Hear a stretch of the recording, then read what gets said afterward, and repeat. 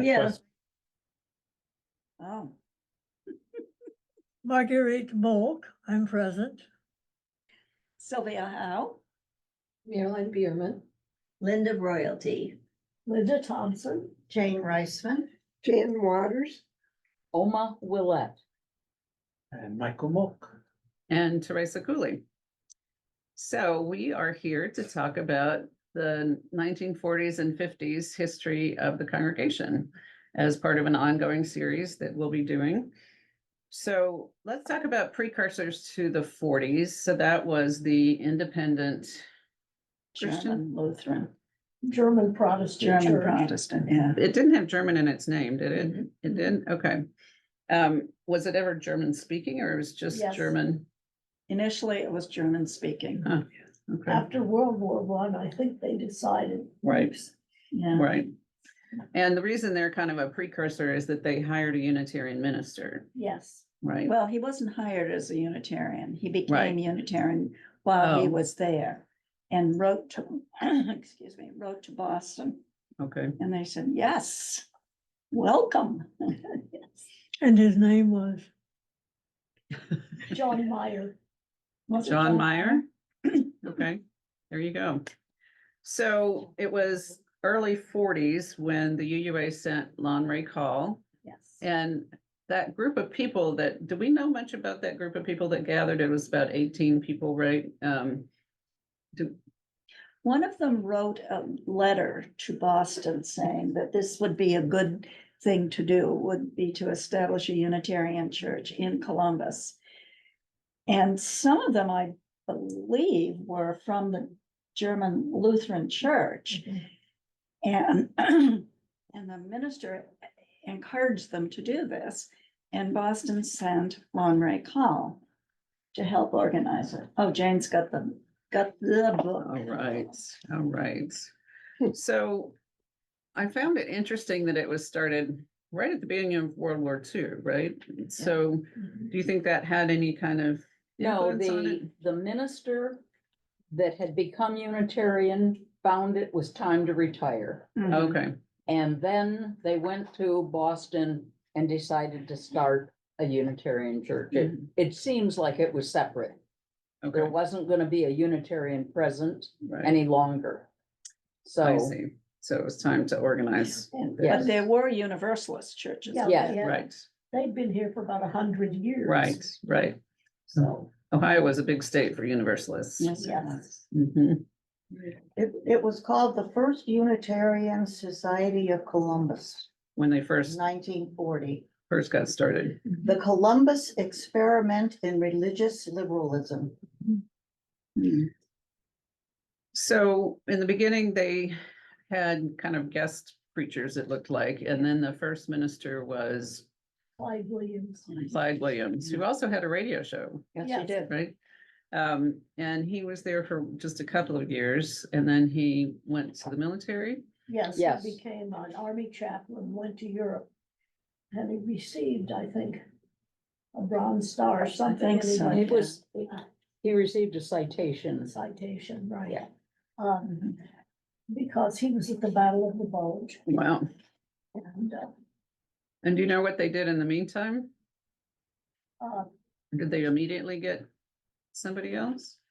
I think, I don't remember. I think it was pretty quickly they did. yes, Yeah, yes. because there was Lon Ray Call and then, I mean, it wasn't too long at all. They, Yeah, because they had the blessing from Mhm. Boston, Boston Mm. and Boston was interested, it happened pretty quickly. yeah. That was a time of great expansion for the AUA. Yes. They, Lon Ray Call was the kind of Johnny Appleseed that went Yes. around and started congregations all over the country. I think So they were looking for kind of prime places, especially a university area, Yes, which is where right. this first started. Right, You might have been thinking about Herman Newman. Well, he was a part-time person here too, and his wife, He Lyle, held the first meeting. had.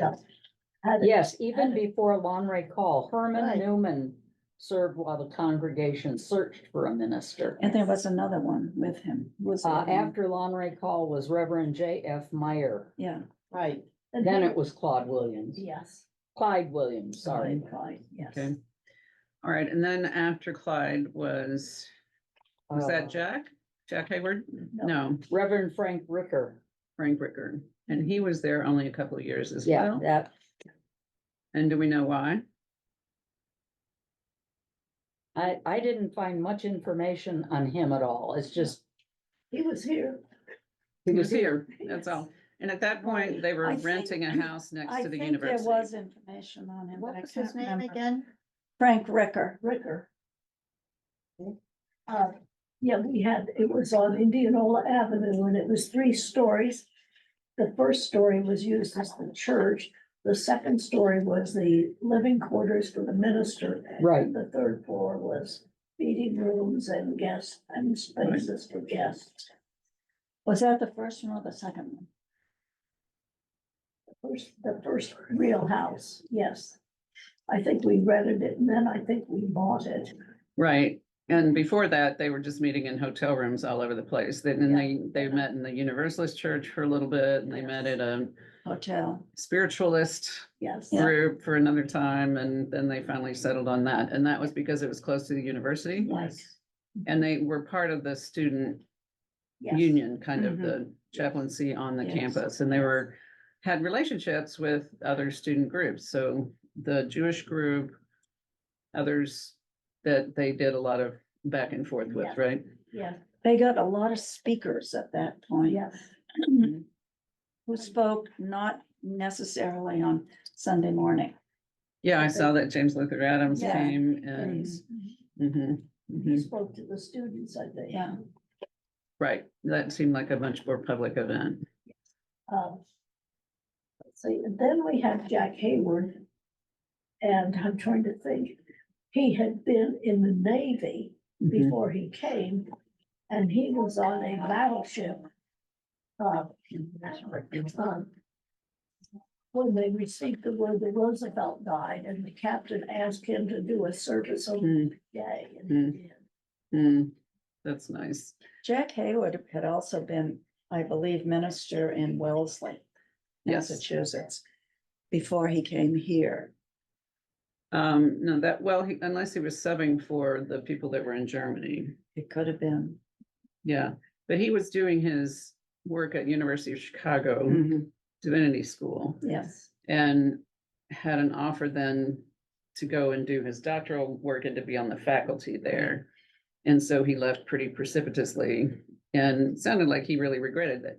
Not regretted because he thought he made a bad decision, but he felt badly that he was kind of leaving the church in the lurch. Well, that's because people loved him. Yes, Sure. And they wrote all kinds of letters Yes, extolling his virtues and how are we ever gonna get such a fine preacher and and it was minister. following that Coburn T. Wheeler, who was the president Yeah. of First UU, wrote to this friend in Dallas Mm. and said, do you know anybody who we could invite to come to First UU Columbus? And so the minister said, well, what are you offering?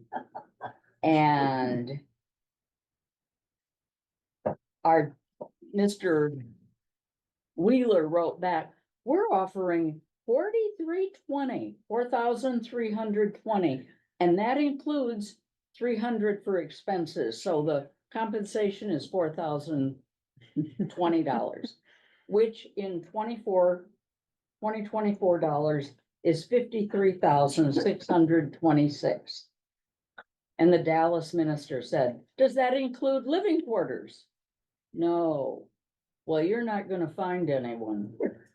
I mean, So did that living quarters disappear? Because that was part of the house for a while. Did they take it they over? took the house, well, no. all I know is that it didn't didn't. include it.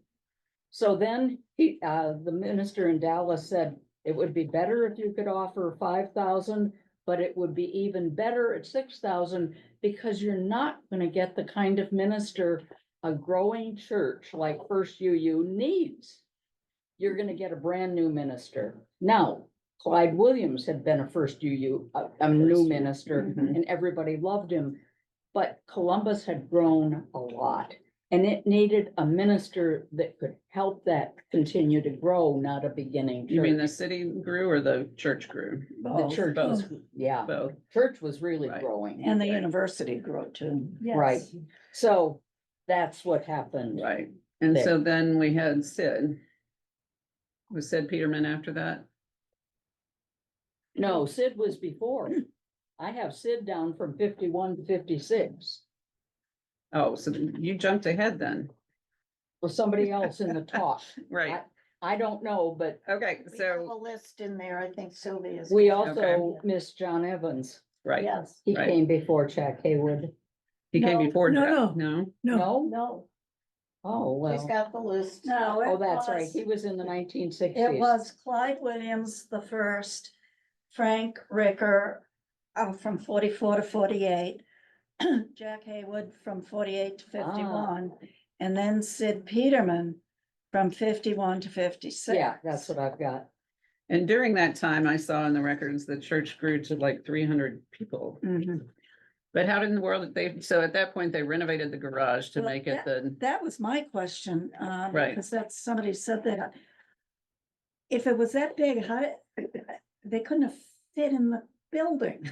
because it was called the, what, the sanctified garage? Yeah. 11, there were no living quarters in there. Yeah, but if the membership was 300 or, Couldn't have. it couldn't have been, I think it could have been It- 250. Yeah, those were from, I saw that from Sid Peterman somewhere, because he was trying to get the UUA to invest in a new building. Right, And probably was trying to convince them through Right. maybe a little bit of yes, exaggeration. padding the membership.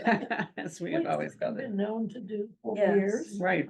You wouldn't let people resign. Yeah, So the other thing that I found interesting about those early years is how committed they were to religious education for Yeah. children. That seemed to Yes. be a real core purpose Yes. for them. Well, that's why we came, that Mhm, main predominant reason, mhm, and particularly because of Carol Brody, mhm. who was the RE director for so many but years. that was That was- Carol was after.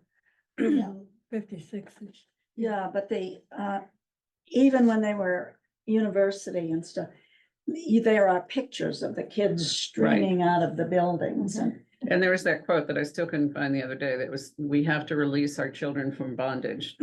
Something about creating a space for them. Yeah, And there's all kinds of materials in there for the theory of religious education, and Sophia Foz came, Yes.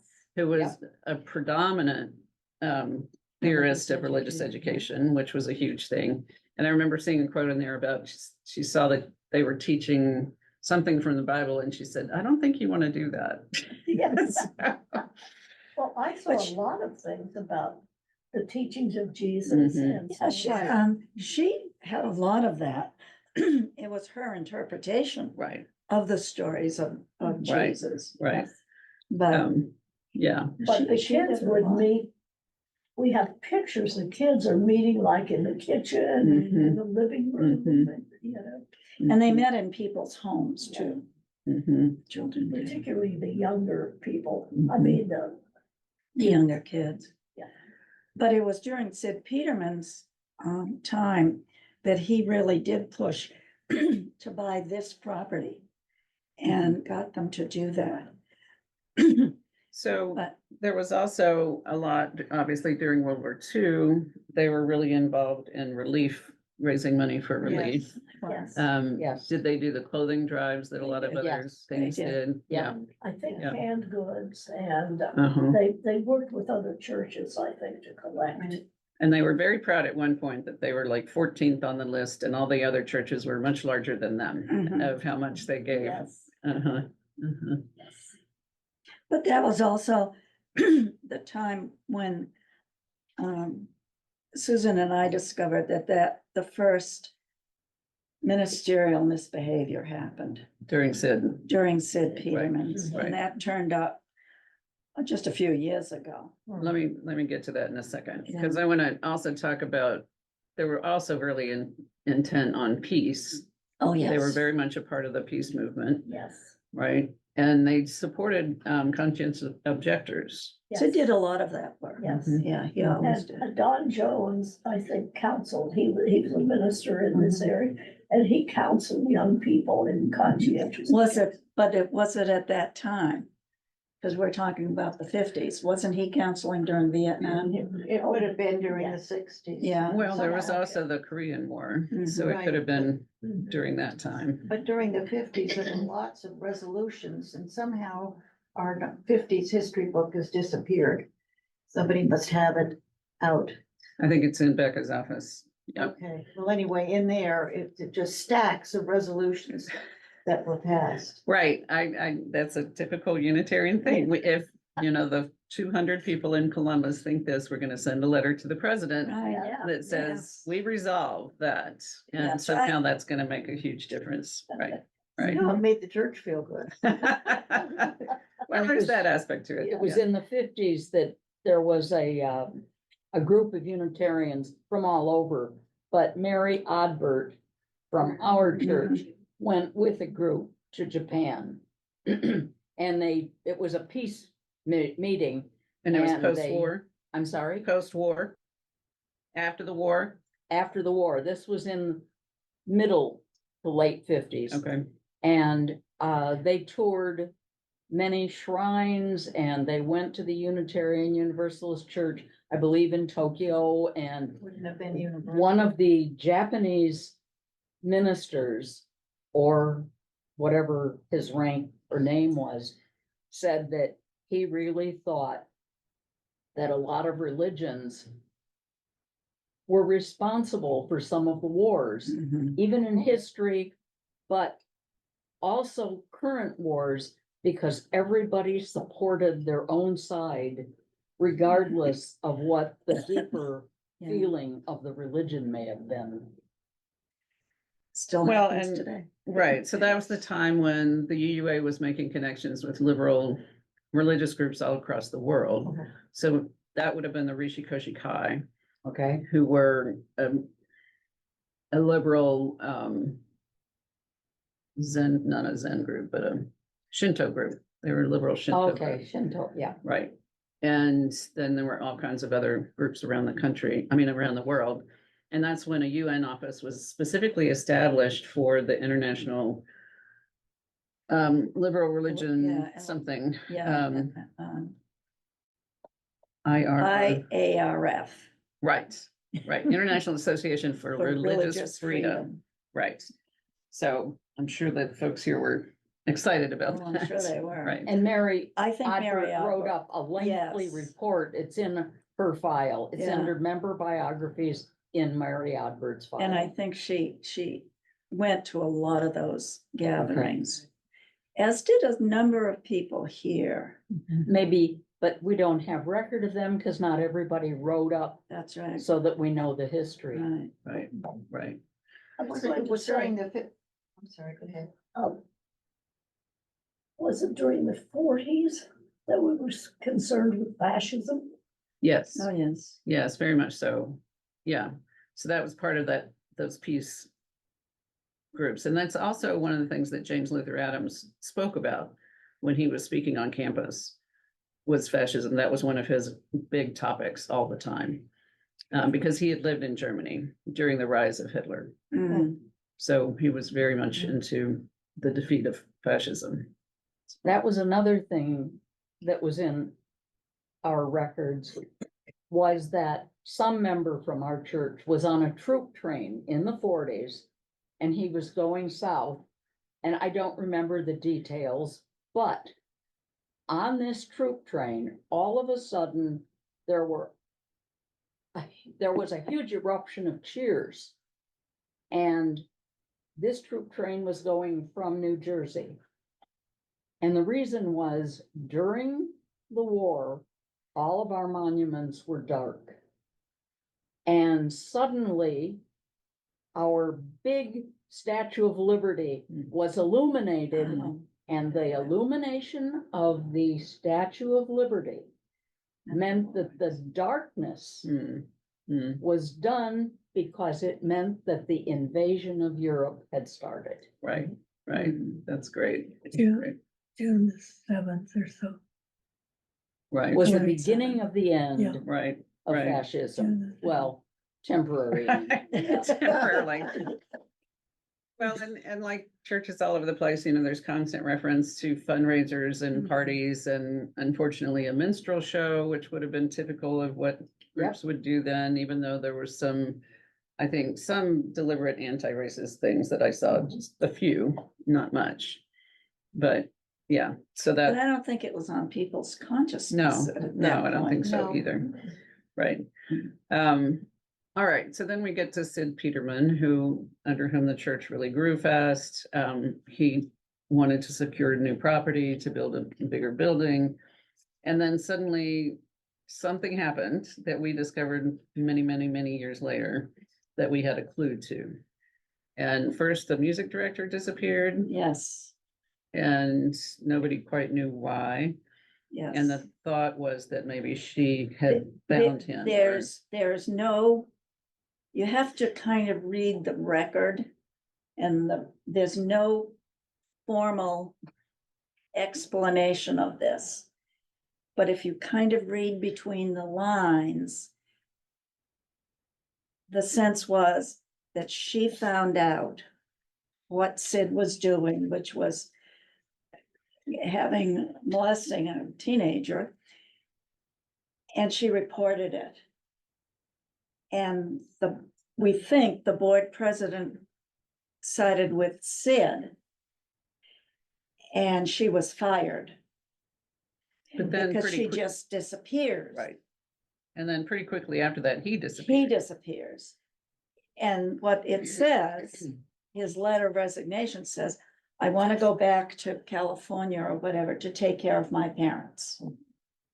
Well, he went back and he got another church. He may have taken care of his parents too.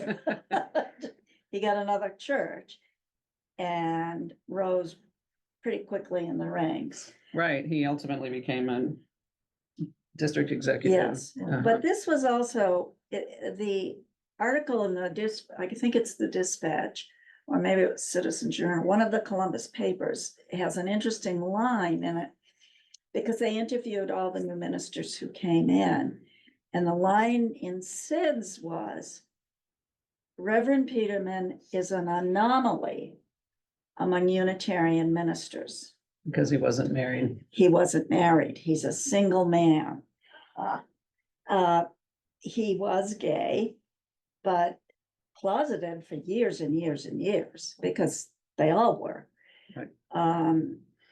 And this revelation came out during During Mark time, time. right, when the then young man, then older Old man man. came forward and said, I don't really need anything done about it, but I think people need to know.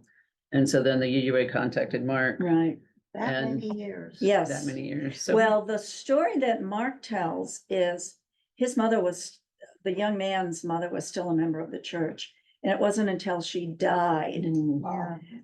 that he went to the UUA. And didn't want anything done, but thought we should know about it, which was wonderful, Mhm. because then you've got this starting point. Right.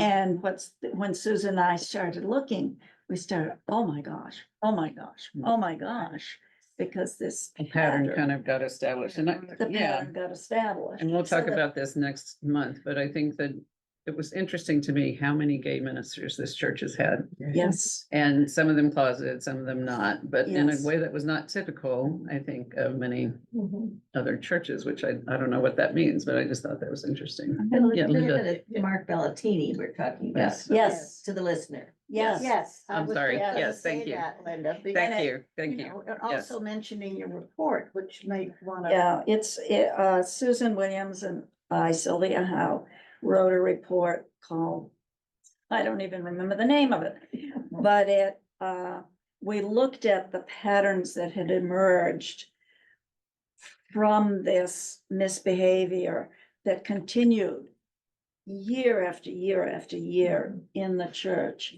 And the report is available in the archives and also online. I Also believe. online in the governance documents. Yeah, Yep.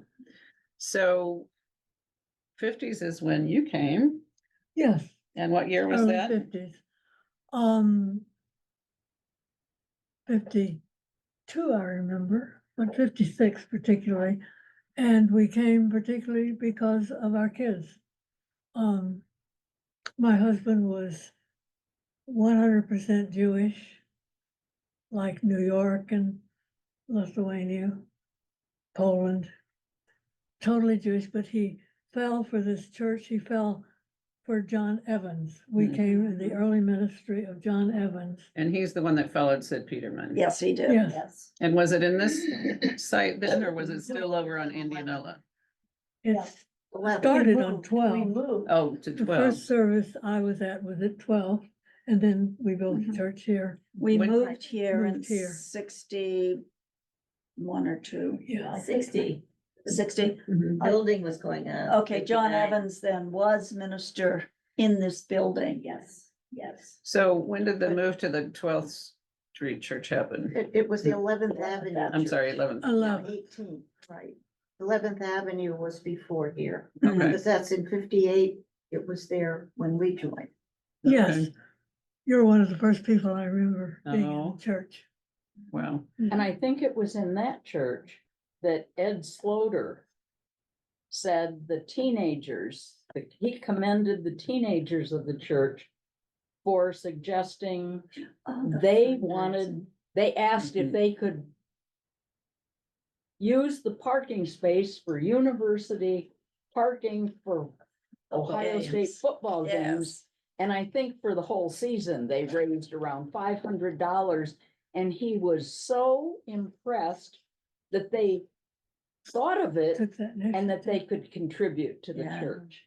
Um, And so when did that move come from Indianola to 11th? I don't know, Seven. that was before my time, Where's the chart? It's in back of it. probably About before. 54. Shall I southwest. go get the book from The Becca's chart, desk? the chart is. No, that's here. okay. I think you probably have. Before we get totally out of the 40s, I want to mention Yeah. that Rod Serling was a member and was married in the church. Mhm. Twilight Zone. Yes. Yes. Okay, it was 1947 that they moved into the 11th Street. So they weren't on Indianola very long. No.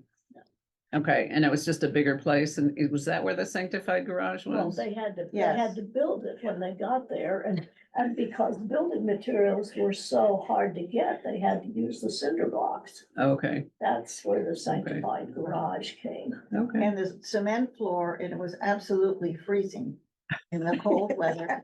But initially, the garage, sanctified garage was built to hold RE. And then I guess it never said why, but it didn't work out for RE, so RE moved into the house. Maybe it was too cold. And Pretty No, blue. so there were Sunday school classes all over the house and offices. That's and why it everything. probably moved, Because because they needed They separate needed spaces. separate spaces. Yeah. Whereas worship Right. is in one Right. space. Yes. They didn't have that many kids. I think the impression I got was that the church was basically to satisfy the adult needs. And then younger couples started coming and they decided, we've got all these kids coming. We need Right. to start an RE program. Right. And when did the And you're right, Serling they family needed come? Separate, pardon? in I'm the sorry, when did the Serling family come? They were here, well, Rod Serling married, I think, the great granddaughter of, oh God. Orton. Orton, Horton. whose plaque is in there. He basically became a Unitarian, but there was no Unitarian church here. And so he married her and, There are Horton. several letters from Serling between John Evans and him Yeah. for fundraiser. And Rod Serling is really trying to do it, but his schedule is so tight. Yeah. And yet he's trying to do it, No. and you can just hear the give and take. I Yeah. mean, The daughter he married, Horton, was a professor at Ohio State. yes, And there's one of the buildings is named after him, and we have a collection of his books. Right. It's in Slaughter Is it Lounge, in at Slaughter least that's Lounge? where they've been, Yes. I yeah. don't have. Yes. We've been trying to give them away, I think. And who was Slaughter? When did he come in? At Ed Slaughter. When did he come in? Very early, one of the early members, and that's what Slaughter Lounge is named Right, after. Right.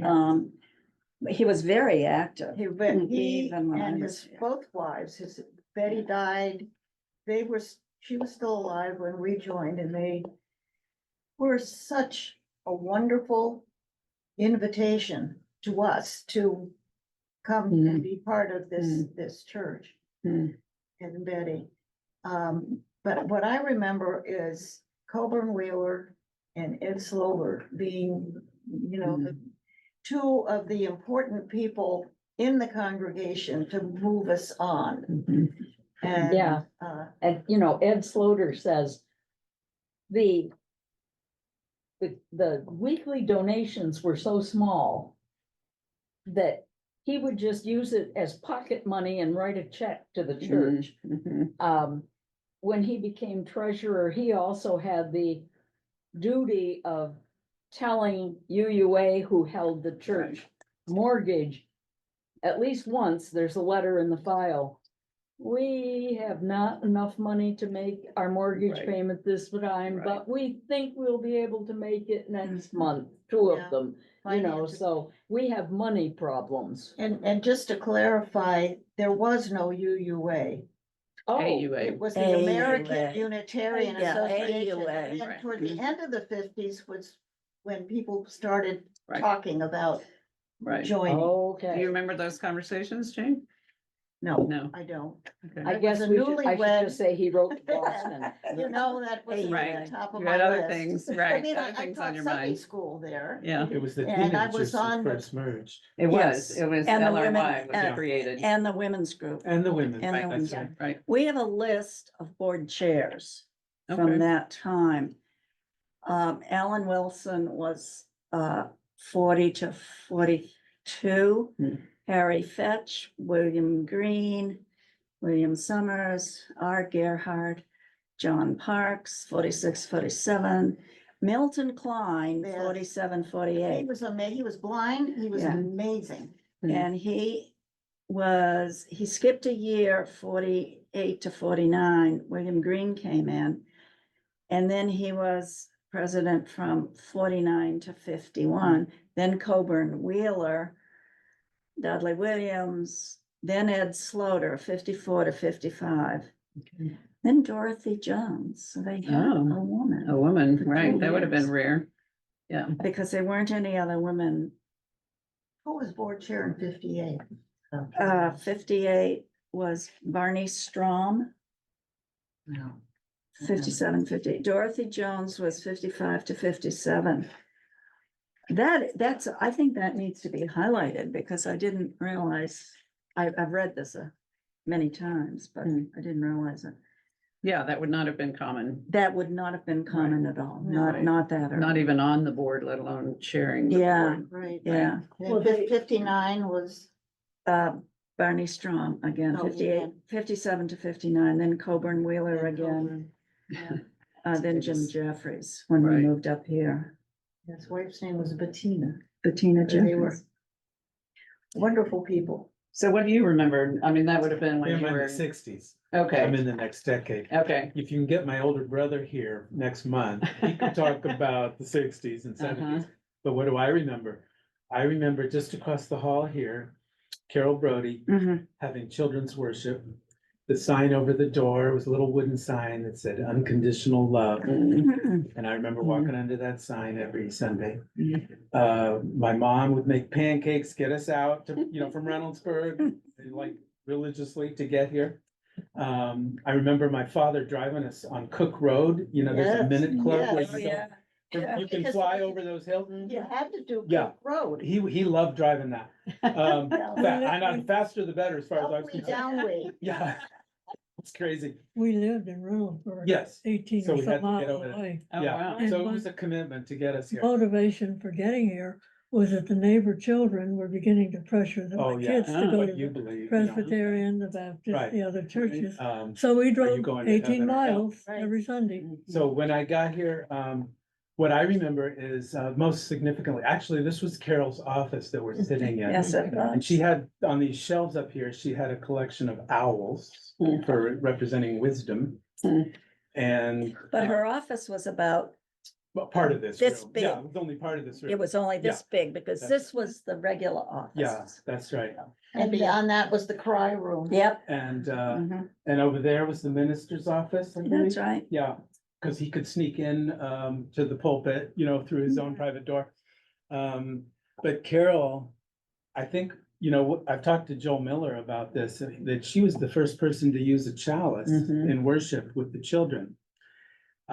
In work for representing Unitarian Universalism. And my colleagues in the Ohio Meadville district affirmed this, that we were the first. This church may have been the first to use a chalice ever in Unitarian Universalist worship to represent our faith, and the others in the Ohio Meadville district picked that up. And so when the children would go into the adult worship, and Carol got to lead some of those services, little mini service, it was like the sharing time.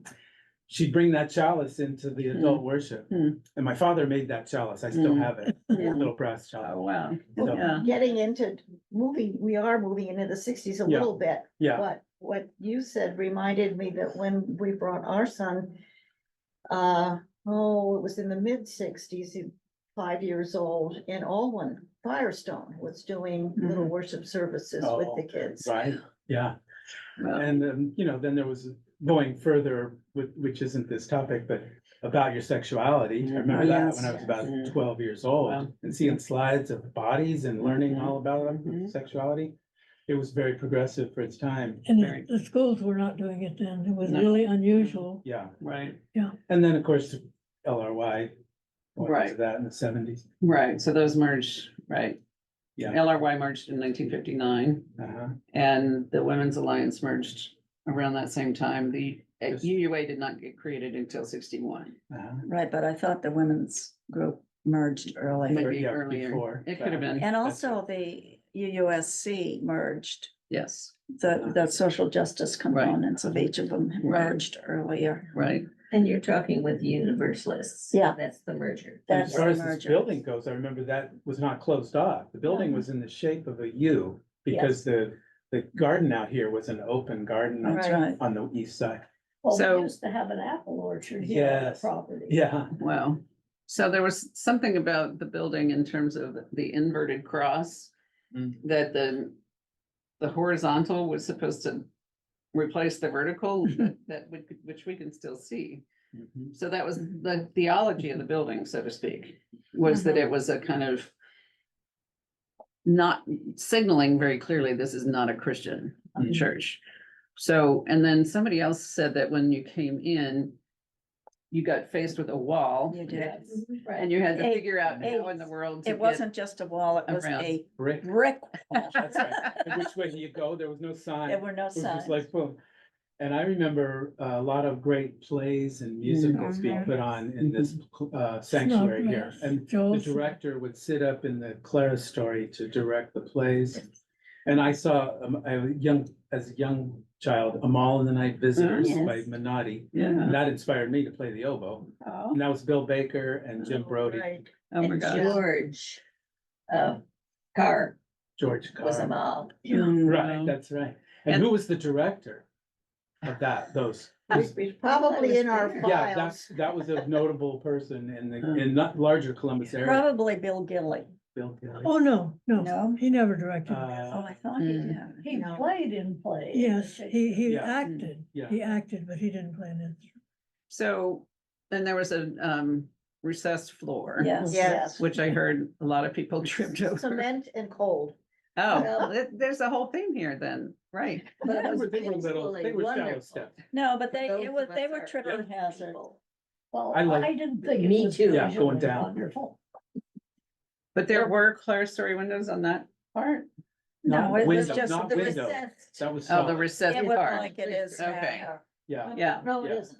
Yeah. Yeah. yeah. I heard already, also somebody say that at the time that this church was built, it was like a fortress against the world. It was like walls were Right. up, It was. so that we were protecting ourselves. Right. I never thought of it that Yeah. way. That's Oh, But yeah. that's right. Yeah, well, that's, Yeah. you know, if you hit a brick wall when you come in, that's not very Right. invitational. I know, I walked in, I thought, oh my God. Well, remember the world of tech built, MIT modeling, the modern Mhm. style. This is such Brutalist. a good Yes, see, example The, of the it. problem too with the old sanctuary is those doors leading in from the hall were not there. Hmm. That's where the chancel was, and in order to get into it, you had to walk all the way around. Right. And so you didn't visually see the sanctuary when Right, you came right. in. Yeah, Uh, which probably It did was a brick wall. signify, right. And there was also, we need to stop soon, but there were also some controversies around getting involved in some social justice Oh, huge issues, controversy. which were what? Oh, That's another whole story. for Yeah. next- Yeah. That's in the Next- sixties, Right. yeah. But were there some in the 50s? Yeah, there were, when we moved up here, the people who came to the church had shifted. Mhm. When we moved here, we were hidden, Mhm. there was no real signage. And we became a suburban church, Mhm. whereas when it was down on campus, it was in the. More it outward. was Outward, it was campus, it was liberal in a different way. People came here then when we moved here, expecting a difference from their traditional Christian churches, but not the activism Right, of social justice that was happening down on campus. Right. Even though it was activism as known at that time, it wasn't trying to change policy. It was, sharing and giving, but even that became controversial. Mhm. And that controversy is still kind of going on. Mhm. Mhm. What do you do? What does it mean to Mhm. be involved in social justice, and how do we do that? Respecting different people's understanding of it. Mhm. And that began, and it probably would have happened if we had stayed down on campus. Because look at the Newman Center. They went through the whole thing just recently. Mhm. That was sad. Well, That was very sad. I remember in that era, a feeling for myself personally of a protection, a wall Yeah. between what I was Mhm. and the city. Yeah. The city was, in Not my common. mind, too far out there right, too far right. And this stood for everything that I approved of, and Yeah. that's when it felt like a shelter, Mhm. just a protection against all that Mhm. stuff out there. Mhm. And for some people, they wanted the liberal theology, but they didn't Want want the The liberal action. politics. the yeah. Yeah, politics. that's true. Because there were, and probably even more than there are now, there were a number of Republicans here Mhm. who Well, in did, those days, they was a wouldn't have. yeah, been. Well, who Yeah. did not like the activism of some of the Well, weren't Democratic. some of those people the one that formed the Bexley group? Too? Some of them, yeah, Yeah. well, that all happened Well- because of the war. Yeah, Mhm. Bill Gilly was a Republican. yes. Yes, but he said he had to be a Republican In order because to he get wanted he's to a be judge. elected. Yes, He was a liberal with. yes. And he was Oh, yeah. accused of being a communist, Yes. Right, partially because of his ties to this, Yes. the Unitarian Church, which had been suspect because of their liberal stance. This was in the sixties and Yeah. seventies, so we're Yeah. in a All different right, so era. we're gonna get to the 60s next month, but thank you all for doing this wonderful Thank you. conversation. I think it's gonna be valuable for everybody to have this. Thank you for joining us and, Yes. yeah, Thank you. Thank you. thank you Yes. for putting it together. absolutely.